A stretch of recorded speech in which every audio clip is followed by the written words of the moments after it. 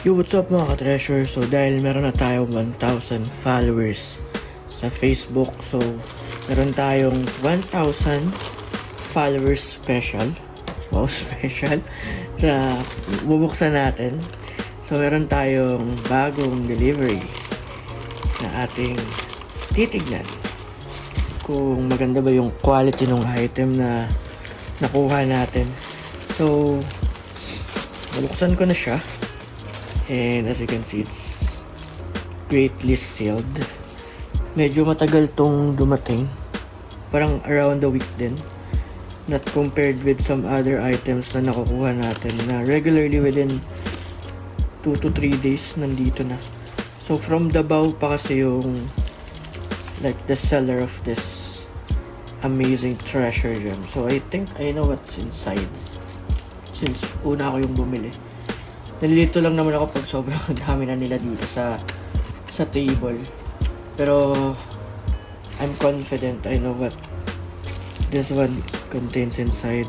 But ayun nga, buksan natin. Medyo fast forward na lang natin ng konti kasi sobrang sealed ng pagkakaano niya. Pack. So stay lang dyan. Wait lang. So natanggalan natin yung bubble wrap. And meron siyang cardboard protection with layers of tape. So we just need to cut the tapes on the sides. Akala ko nadali ko yung nasa loob. Pero ayan. So once you cut, well, at least the sides of it, you can now get what's inside. So cut din natin yung nasa taas. Medyo hirap niya i-cut.